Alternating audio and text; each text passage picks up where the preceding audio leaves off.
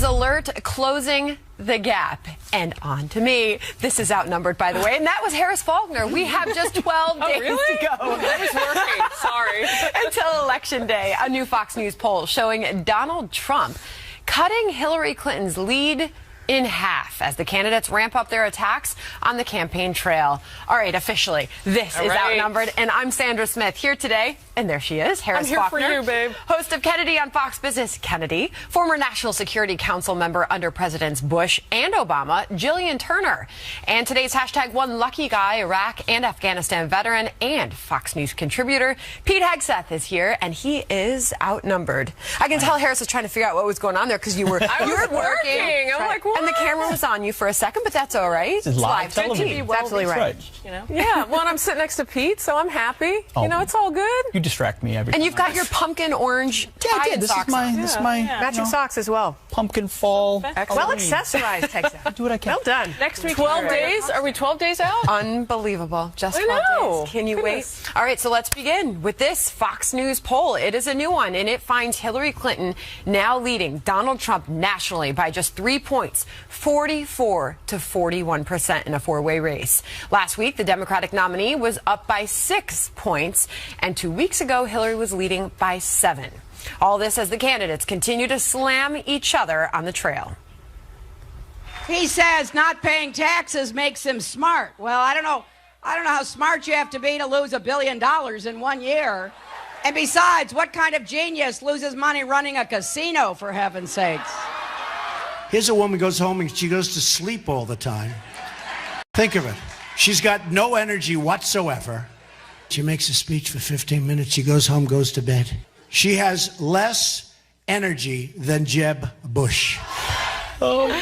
Pete Hegseth is losing it on the couch over here. I love it. That Amazing political theater. In a full belly laugh. Yeah.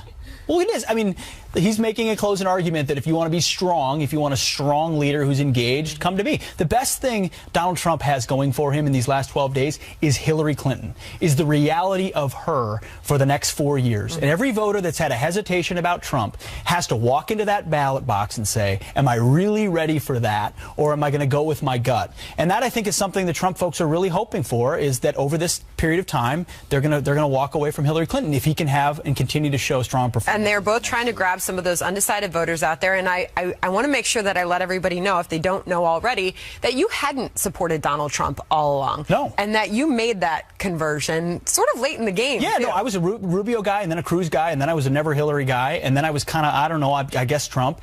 And today I will proudly pull the lever for Trump, because this, for me, this election's about America and whether we save it and fight for it. It's not traditional conservatism or leftist. It's, do we have a country or not? Do we support our cops or not? Do we rebuild our military or not? Do we have borders or not? Do we stand for the national anthem or not? I mean, that's what we're talking about right now. We're having a cultural clash. So you came to the realization that this is an unprecedented time. This is a much different election than we have seen.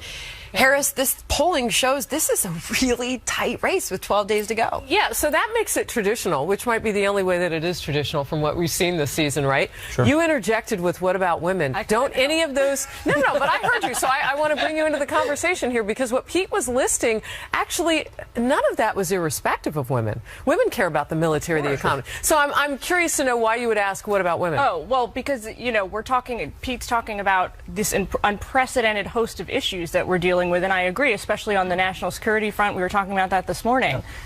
But how do you reconcile yourself? This is a question I've asked of myself and my girlfriends. How do you reconcile, forget about the tape even from 2 years ago, how do you reconcile his attitude towards women with all of these other issues? I think a lot of people aren't realizing this yet. Terrorism is a women's issue. Women unfairly across the world bear the brunt and pay the consequences. It is, but it greatly and deeply affects women to a degree that is not widely appreciated. I would answer that just in 2 ways briefly. One, you don't have to own everything Donald Trump has ever done or said, or a videotape that came out 11 years ago. I don't support that. I'm not okay with that. But I'm not voting for a pastor-in-chief. I'm voting for a commander-in-chief, and in that context... but doesn't his attitudes towards half of the American population factor into his ability to lead the nation? I also look to other women that are around him that have said, hey, he conducts himself professionally, and obviously he's made mistakes, and we've seen those on full display, but that doesn't have to be the full content. So let's consider the polling as it is today, that fresh Fox News poll. It's a tight race. To what do you attribute Donald Trump then shrinking that margin? Is he been staying on message? That's what? It's a couple things. One, people actually have a much shorter attention span for scandal than they have in even recent past presidential elections. And I think, a lot of this is cleverly timed by opposing campaigns where, they find people who have stories and they put them before the media and the media jumps on it.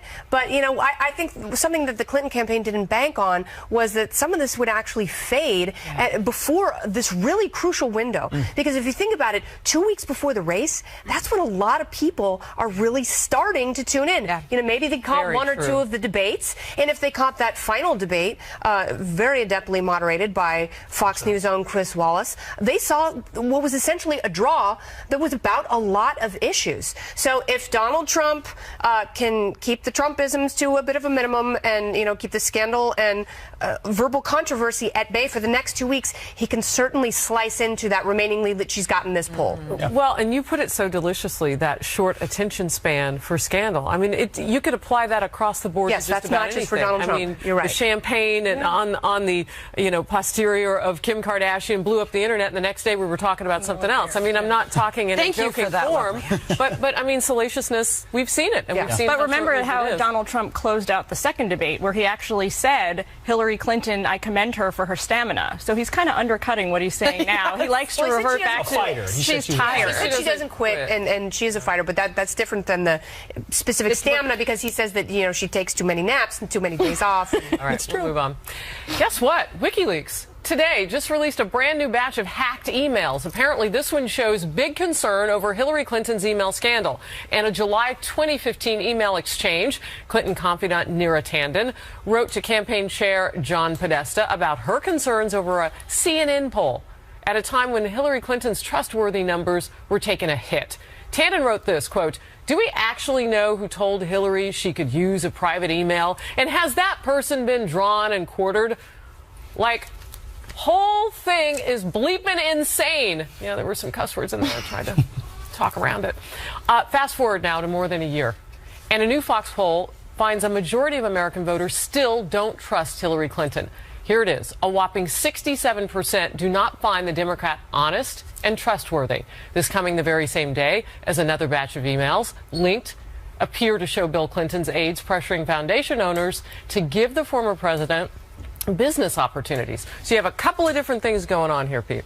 Yeah, you sure do. I mean, it appears that a very small circle of people were behind the idea to do the private server, which doesn't change, which actually should reinforce what terrible judgment she has, what a bad decision that was. That's a decision driven by Hillary Clinton to say, I don't want these communications shared with anyone. So I think it pins it even more on her. All this WikiLeaks stuff coming out, it's an unholy mix for Hillary Clinton. I mean, Trump is steadying the ship. Every day she's got to deal with a new batch. And it's not that the American people are obsessed with them, but the white noise of that in the background of you can't trust her, she plays by her own rules, the system is rigged, I think that does add up. You know, Kennedy, it's interesting because this election cycle, Donald Trump has taken a lot of heat for not necessarily listening to people behind the scenes. This points out that some of that same heat maybe should be thrown Hillary Clinton's way, because they were trying, according to the emails that we're seeing released, to have conversations about what was right and what was wrong. Not just this batch, but previous ones too. Not everybody. No, but also, I mean, but the ones that we talked about yesterday. Did they think she'd get away with it? Blah, blah, blah, blah, blah. I mean, so I think it's interesting that those types of things really could be brought onto her, too. It does. It highlights the internal struggle and, you know, the competent people that she has around her that have an issue with the system that she's created that's really sycophantic. But the thing is, even as Neera Tanden is questioning, you know, who okayed this server? Whose idea was it? You know, I bet it's Cheryl Mills. Yeah. And I also bet that if it's not Cheryl Mills, whoever it was is going to be a senior policy advisor in the White House. Exactly. That means they're going to be affecting national policy. That will have a direct effect on our lives, and they've already got questionable judgment that they have not sufficiently answered for. But that, and they highlight her questionable judgment. One of the emails we looked at yesterday, it called into question her instincts and how poor her instincts are. And this is within her circle asking that question. But to your point, Kennedy, Cheryl Mills, she doesn't have an official place in the campaign. But if Hillary Clinton is elected into the White House, you have to assume that one of these yes people, Cheryl Mills, would be working for the Hillary Clinton White House. So you look at these emails and you realize who she would surround herself with if she was president. At least somebody that she would check in with. Because remember, she's had friends that she would check in with, and they weren't supposed to have access to her when she was at the State Department. So the fact that she would check in with somebody like this is well, it makes sense. Part of what constitutes good leadership when we talk about a president, too, is not just that you never mess up, you never make a mistake, because everybody's going to do that. It's about how you take accountability and responsibility and deal with the aftermath. And what I really, what rankles me the wrong way about this was when you even, after the news broke about the email server, it's the mad scramble to try and assign blame all over the place. So first it was the IT guy who was subpoenaed up on the Hill. Then it was Colin Powell who fought back against that. And now it's still always this, there's always this sort of panic to try and pin it on somebody. And that's kind of what bothers me even more than the original sin, which was the decision to set up the server in the basement. No, it's a very good point, because this has always been a campaign about a person rather than a cause. It's get Hillary Clinton to the White House, come hell or high water. But what does she stand for? I don't know. We're stronger together. I mean, what does it really mean? What is she really fighting for? That's interesting, no one really though, knows. a person, not a cause, because it's hashtag I'm with her. Yeah, exactly. Yeah. All right, we'll move on. Remember Jonathan Gruber, the Obamacare architect, who said, quote, the stupidity of the American voter was crucial to passing the law? Well, he's back and apparently has more to say. Why he claims the law is working as designed despite skyrocketing premiums that start next year.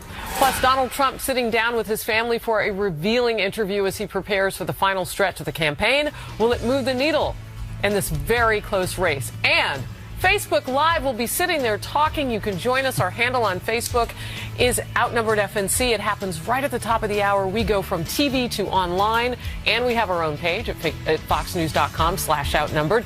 Click on the Overtime tab, a couple places you can watch. And in the meantime, if you want to talk to us, tweet, and we'll tweet you back. We'll see you soon.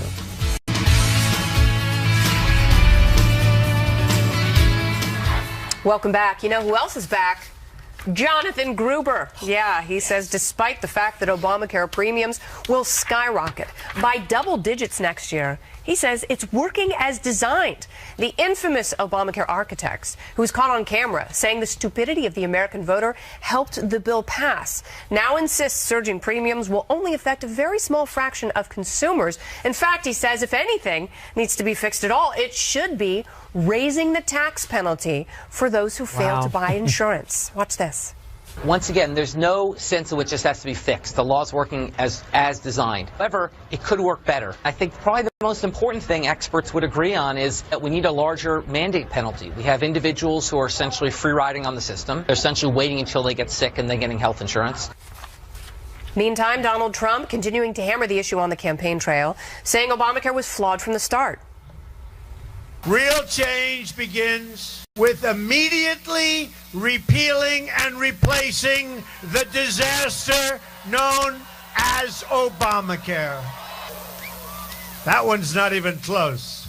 And Hillary wants to double up and triple up. What a disgusting situation. It was no good. It was no good the day it was conceived. But Hillary Clinton has repeatedly said repealing the health care law is not the answer, and she wants to fix it instead. All right, so, Pete, here's the issue I have with what Jonathan Gruber said.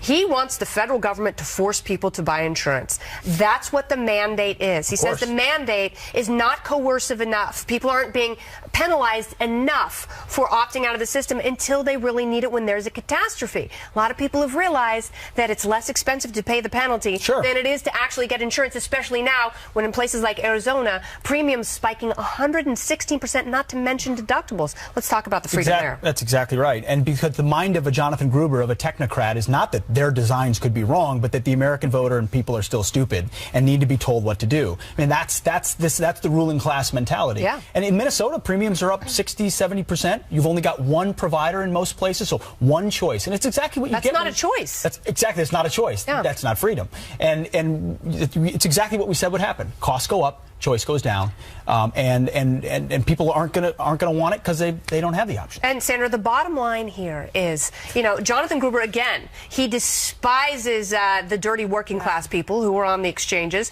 those who do not receive federal subsidies. He says it's only a small sliver, when in fact there are a lot of people. Half the people who have Obamacare insurance didn't get it on the exchanges. But to your point about people have learned that it's less expensive for them to pay the penalty and wait until there's a catastrophe to actually get the health insurance, and that his idea to fix this, I can't even believe he said it out loud, is to raise the penalty then? That's the idea of how to fix this. Donald Trump, though, while he is hitting this hard, and it's working for him, it appears to be, needs to be a little bit more specific. I don't know. This is what I read when I see all the criticism of Obamacare. We need to get rid of it and replace it. What exactly is he saying that he's going to do about it? But repeal is not necessarily the right way to go here. I'm no defender of Obamacare, but kind of since I'm playing devil's advocate today, you can't turn around to the 15, 20 million people who now have health insurance who didn't 2 years ago and say, we're going to renege. Yeah, but they're not going to have it next year anyway because they aren't going to be able to afford it. Yeah, they can't afford it. And that's the problem. And actually, Donald Trump, if you go to the website, you can see, and he has been talking, maybe not as much in detail, but the plan is aligned with keeping what is working. You should go and read it. It is one of the things outside of foreign policy where he's a little thin on that because he says, well, I don't want to give away too many secrets. I think targets very well with Obamacare what his ideas would be. People tease the idea of the lines around the states. Well, competition among states really does matter and does change the game. One thing, though, nefarious about this, in some ways we've always believed the left kind of wants it to fail because what they really want is single payer. What they really want is Medicare for all. So I think they say these things knowing it's not going to work, and they're going to come with a bigger government. Do you think that Bill Clinton and President Obama would admit the failure of Obamacare Bill 2 weeks before the election if they didn't want it to fail? That's exactly what they want to happen. They want to turn healthcare into the VA, and that will be disastrous for the rest of the country. Absolutely. All right, in the final stretch of the election, Donald Trump is trotting out his family. Melania and the kids doing a sit-down interview and answering lots of questions. Whether it'll help him win over voters, not sure yet. And Trump is slamming reporters for questioning why he left the campaign trail to attend the opening of his hotel. But he's asked why. He is asked why. No one seems to care that Hillary also took time off to go to a concert, and whether the mainstream media are being unfair and giving a double standard. Stay with us.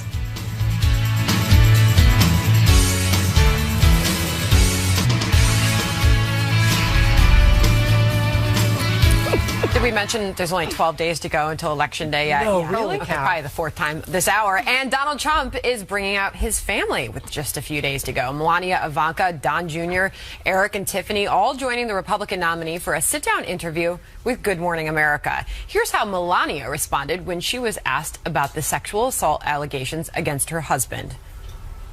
They were lies, and as I said before, all the accusations, they should be handled in a court of law. So you believe the lawsuit should go forward? Yes, I believe that, because to accuse somebody without evidence, it's very hurtful.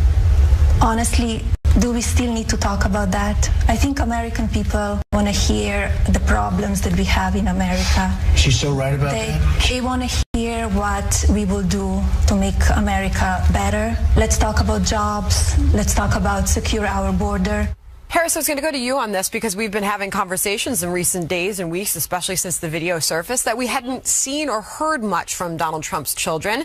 And here we are, 12 days left, and he's got them out there, back out on the trail. Yeah, and this kicks off actually simultaneously with something else that's going on with the campaign. The Women for Trump are back out. They're in Florida today, and I think they go to North Carolina and then Ohio. And so from talking with the campaign, I can tell you that this is in concert, and they are aware of the criticism that they've waited a long time. But I wanted to piggyback off of something that Jillian said about how much women do or don't care about lewd comments and that sort of thing. 63% in recent polling of women said that is not going to affect the way that they vote and that they will be voting for Donald Trump. In this particular poll, when asked about whether the videotape with the lewd comments mattered and some of the other things, it's interesting. We always talk about the economy. It really does come down to that. And this timing of the news about Obamacare is a gift to this particular campaign right now. And let's go back to the second to last debate. It was the second of the general election debates, second of the three. And the last question, they were asked to say something complimentary about each other. And even Hillary Clinton was complimenting Donald Trump's children and the way they have come up. So will this help him? Well, what better compliment? Yes. I mean, more kids, please, because I think they are a great demonstration, of a father and a family and of somebody who clearly values his kids. And they're great spokesmen for him. So I think there should be even more of this, especially women, Ivanka and others that can get out there and attest to who he is in public and in private, that he doesn't have a public and a private position like Hillary Clinton does. He's respectful. So I think it's all good, and they should keep rolling. Will this help soften his image? Absolutely. I think all the children do a great job. Particularly Ivanka. I think you've seen her in a spate of ads recently because she's so well-spoken and she connects with people very easily.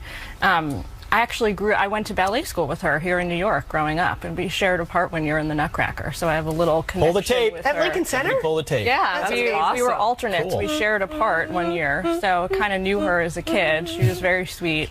But I think they do a great job for him on the campaign trail, absolutely. I think they should be out there every day between now and then. So will it help, Kennedy? Yeah, I absolutely think it does. And the fact that you're talking about his family and his children being well-spoken and not about scandal, that bodes well for him in coming polls. Also, J.P. Morgan Chase says there's a 1 in 3 chance we're going to be in a recession next year. And he is considered better at handling the economy than Hillary Clinton. So if he stays in those two lanes, it will be better for the last 2 weeks of his campaign. And to your point, I mean, a lot of people haven't been paying attention. And when, we all judge at some level. When you see kids that are out of control, you look at the parents, right? I think America will look at these kids and say, hey, what a great batch. That must reflect well on Mr. Trump. The Women for Trump, by the way, is run by Donald Trump's daughter-in-law, Laura Trump. And so you've got even extended family in on this that you'll be seeing, too. Trump also said in a separate interview that Hillary Clinton went to see Adele in concert Tuesday night, and no one questioned her about that.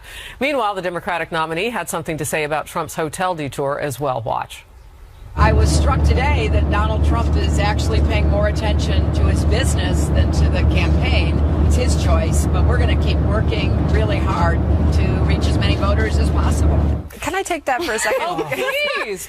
Because it absolutely is his choice, and he would be criticized by the employees who count on him to have those companies thrive so that they get a paycheck every week, okay? So he has an obligation as a business owner to make sure that those businesses are thriving. It doesn't mean he just sets it all aside because he's running for president. He does have an obligation and responsibility there. Can I ask you, too, because you have interviewed so many CEOs and leaders of companies on the Fox Business Network.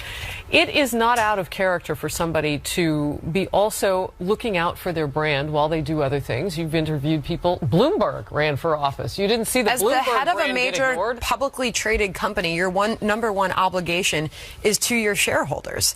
The board of directors, your obligation is to your shareholders. So in the case of Donald Trump, he has a lot of people who count on him and families that count on him to make sure that those businesses are thriving. So I will always defend somebody who is making sure that their businesses And by the way, sound. he can't, rather, Hillary Clinton can't have it both ways.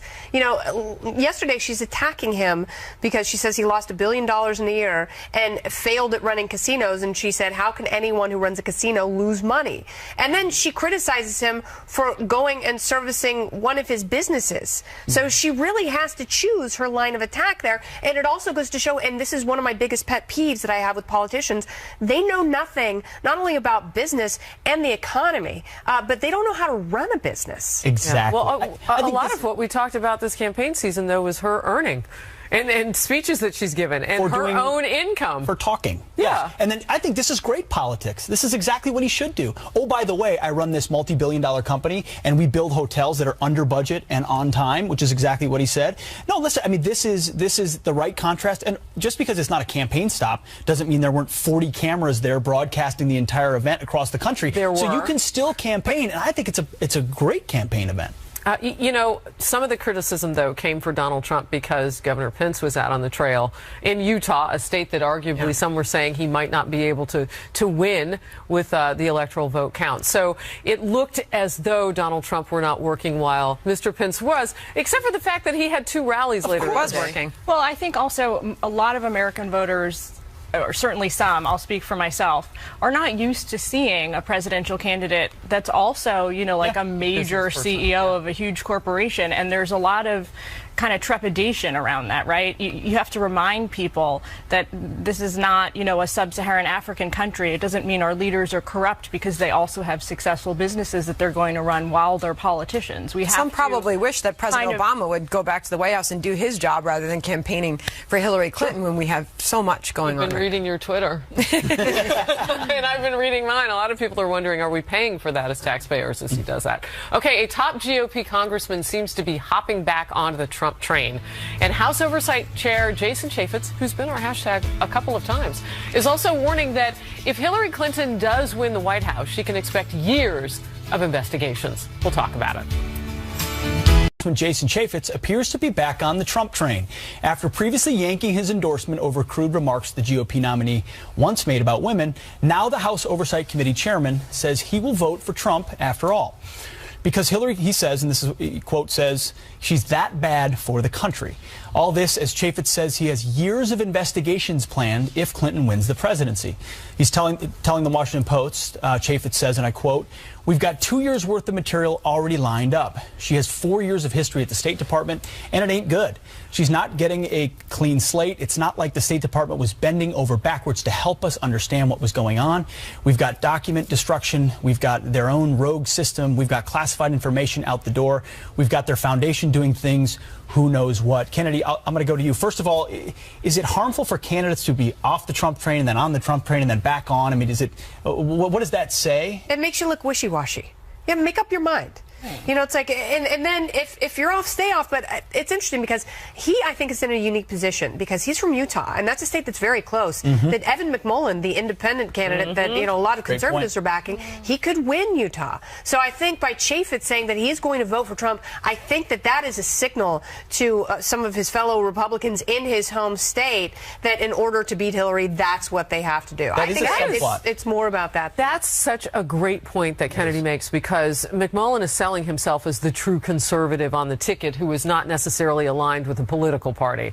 And so if you can scoop up some of those people who would like to maybe join in with other Republicans, maybe it would work if Chaffetz says he's voting for him. The only problem I have with Chaffetz, though, with regard to what he's going to do after she, you know, goes forward, whether she's in office or not, it hasn't worked so far. How many hearings have we had on all these things? So if there's a course correction that he or other Republican lawmakers would like to make in order to get justice with what they see are problems with Hillary Clinton, then I would say the American people are all for it. But right now, I don't know if it's nothing other than a non-issue. I think they just want you to fix the economy and do a few other things. Yeah, no, Jillian, how would that play out if they were to continue to investigate a President Clinton? How would it play out if she loses and then they drop the whole thing? In a sense, that's even worse for the Republicans' optics because it's like underwrites this notion from the left that this has all been a political hack job, which, by the way, that statement reeked of to me. I mean, this is the same guy who, when he dropped off the Trump train a few weeks ago, went on national television every single day and talked about how it was like he was one of the party ralliers who were saying, forget the presidential nominee, we got to save our own butts. So everybody do what you need to do in order to save yourself. And now he's back on. And every time he's here, he makes the point, this is my job. This isn't political whether or not we decide to continue investigations or add more or do more. This is our job. If there are still unanswered questions, then we're going to ask them. But for him to say that we're going to do this if she becomes president, it makes it look very political on the report. Do you think they would do it? No, you've sat with them. Do you think they would continue the investigations if she doesn't win? They should, if they still need to. They should. I don't know. But again, even if they do, if they don't course correct, what difference will it make? Okay. It has not worked thus far, although it would look like it's a genuine effort. And maybe they can come up with a new way to align all of this evidence. But this is the point that I brought up to him. pick your battles. Pick your battles with her. Because I think if she doesn't win the presidency and she's really broken the law, you have to go after her for the most egregious law breaking. And that's what they have to do if she becomes president. You shouldn't impose a double standard there either. So if she's done something so bad that you have to set a precedent for the future, do it regardless of whether or not she ascends to the Oval Throne. If you're doing it for the American people, you will continue the effort regardless of who's in the Oval Office. The nuance that I caught with what you said, though, Kennedy, was pick your battles in the sense, pick the ones that have the most evidence. Don't just throw a basket at it, if you will. That's such a weird word this season. But you know what I mean. Don't just throw a bunch if she should become president and then hope some stuff sticks. Yeah. No, and I agree with what you say. I needed like a different word other than basket. Like, I don't know. Bucket? Bucket. Okay. Yeah. Bushel? No, I don't know. Bushel scandals. Bushel's not used enough, but it really isn't. Thank you. Bushel. Oh, that's a good one. We're going to bring it back. It's very biblical. All right. Donald Trump is doubling down on comments he made in the last debate about the need for an element of surprise in our military strategy. Well, and he's not holding back in his response to a military expert who says Trump's got it all wrong. We'll discuss. Stick around. Whatever happened to the element of surprise? Okay? We announced we're going after Mosul. I've been reading about going after Mosul now for about, how long is it, Hillary? 3 months? These people have all left. They've all left. The element of surprise. Douglas, MacArthur, George, Patton, spinning in their graves when they see the stupidity of our country. Donald Trump's comments at the last debate sparking criticism now from a military expert, a former dean of the Army War College, telling the New York Times, quote, "What this shows is Trump doesn't know a damn thing about military strategy." The Republican nominee was asked about that on Good Morning America, where he doubled down on his original comments and took a dig at that military expert. Why can't they win first and talk later? Why do they have to say 3 months before the attack, we're going in? So you can tell your military expert that I'll sit down and I'll teach him a couple of things. Ooh. So he says it's dangerous to broadcast your plans in advance. But here's something else to chew on for a second. He tweeted on Sunday, this is like, I think, 3 or 4 days into the ongoing offensive against ISIS in Mosul, that it was turning out to be a disaster. Well, the news flash for Mr. Trump is that when you're president, you don't get to declare defeat while you've got troops on the ground, Americans out in harm's way, because that is actually deadly. Yeah. And that really upset me about these comments. And I think that he needs to reflect on that a little bit. That is not fair to sound criticism. like a school teacher. That is fair criticism. Not only would you not forecast defeat, you wouldn't forecast victory either, because you have men and women on the ground. It's actually deadly. We are playing such a critical role in what's happening in Mosul. ISIS is actually running out the back door that we created for them. Now they're going to nest in Raqqa, where they have been, those scorpions. But you know, maybe we'll hit them from the air. But I think that's fair criticism. No, I mean, you've served. Imagine being out on the battlefield and the commander-in-chief is talking about defeat. In the past, I've been highly critical. In 2007, during the Iraq surge, you had Harry Reid and everyone declaring the war lost as our warfighters were surging into Baghdad and changing the game. I mean, that is not acceptable. But on this comment, I think what Trump is saying is he's reflecting a sentiment amongst a lot in the military that we've got political generals, that we forecast our strategy, that we fight with one hand tied behind our back, that the military has become a social petri dish as opposed to a warfighting institution. That's what he's talking about more. Well, I mean, he should say that then. Okay, can I ask you? Yeah, that's what you're talking about. No, that's but I think not that's the what sentiment Donald that Trump he's was talking. talking He about. says it differently. I just want a point of clarification here, because Donald Trump's saying don't broadcast your plans ever. But General Robert Scales said, actually, this is called a cordon strategy, and you have to broadcast this because we're trying to save 1 million civilian lives so people don't get caught up and, you know, you create more casualties. And you have to, section by section, get to the heart of the city and isolate the people that you're fighting, and also create a hallway for refugees to get out. I mean, there's also a big difference between broadcasting your ground strategy or battle strategy and broadcasting a general strategy. You're trying to sell the American people, the voters, that national security and terrorism is the most dire threat we face today. Well, you know what? You owe the voters a decently thought out plan that tells us, give us a roadmap for where you're going to go. Voters decide what they think about his military strategy at this point, because Clinton said his disrespect for our military knows no bounds. What do you, I mean, you're, as I pointed out earlier, a convert and now support Donald Trump. What are you hearing from your... Look at the military members, look at the vets in all the polls. They're overwhelmingly for Trump. They know what the Clinton years looked like for our military, the way the military was treated. They remember that. The disrespect that Hillary Clinton has shown to Secret Service agents and others, it's well documented. They don't want that. And in Donald Trump, I think they see someone who will stand broadly and salute and be proud of those troops and unleash them. So yes, there's definitely a strategy to let some people, military, you will let people know to minimize civilian casualties. The frustration folks would have with that is when we drop leaflets on oil tankers against ISIS because we don't want to bomb those in their civilian casualties. They feel like we're fighting politically correct wars, and that Trump would stop doing that. But we have done that in our history before, though. When we were getting ready to drop something from the sky, we did drop leaflets letting people know for the reasons that Kennedy was pointing out so that people could get out of the way, which is different than the political side that you're making. Yeah. All right. Well, any moment now, Donald Trump, he is scheduled to take to the stage in the battleground state of Ohio with only 12 days until we go to the polls. Have we mentioned that this show? Yeah, a few times. 12 days? 12 days, everybody. Woo. We will take you to him live when he begins. And this White House campaign has got emotions running very high, if you haven't noticed, sometimes causing high tension among family and friends. But never fear, Hillary Clinton's got the remedy. A big old national dance party. I promised on Twitter there would be a dance party. All right, well, the 2016 race leading to a dance revolution. We're not making this up, people. In an interview with syndicated radio show The Breakfast Club, Hillary Clinton says we need a, quote, national dance party to heal the nation. Listen. I keep telling people I want to close the deficit, and one of the deficits I want to close is the fun deficit. Close the fun deficit. I'm sick of all this meanness, and don't these people who support my opponent go out and have fun dancing? Do you think they dance? Yeah. I think we need a big national dance. I'm with you. A big national dance party, Jillian. With our hot sauce. Because that was the other part of that clip. Did you hear the beginning of that interview? Yes. Covered it yesterday. Talking to black voters, I'm very aware. So much pandering. It's a little painful, but I agree.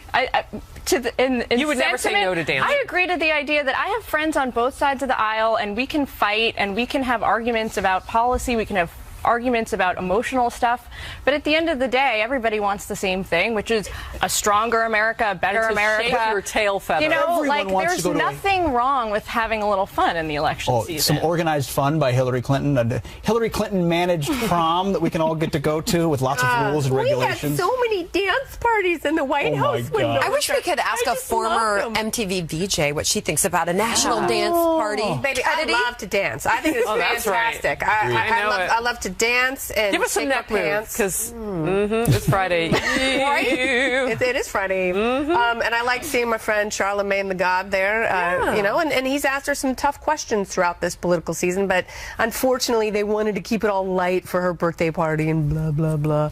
But yeah, she panders to people. She just finds her audience and says whatever she thinks they want to hear, which is problematic because you have a candidate that a lot of people find to be very inauthentic. Or she just loves to dance. No chance. Harris loves an excuse to dance. I mean, what's wrong with this idea, Harris? I do love any excuse to shake my tail feather. But I will say, what's wrong with having some positivism? I mean, it can come from anybody. I kind of take it along. Yeah, well, let's have real positivism. I'm all for positive, not fake national dance parties by Hillary. You don't think Hillary can dance? Clearly a line she thought of. I don't. I'd like to see that tape if somebody's got it. Oh, she danced on Ellen. It was horrific. Yes. Yeah. She did dance on Ellen. She did the nay-nay. Yeah, no. Oh, yeah. No. Did she dance? When the camera's off. Yeah. I tell you. She dances and Harris sings. Maybe outnumbered overtime. We need a national karaoke party. Yeah. Oh. I like Pete that. Hegseth, thank you. Yeah, baby. Always good to have you, sir. Shit. And Jillian, awesome to have you here as well. Thank you. Would you guys come karaoke with me and Sandra? Oh, gosh. Are you kidding? We better go. We're staying right here for Outnumbered Overtime on the web. This conversation continues. Find us on Facebook at facebook.com/outnumberedfnc. We're back on TV tomorrow at noon Eastern. The dance party starts now. Happening now. Starts now.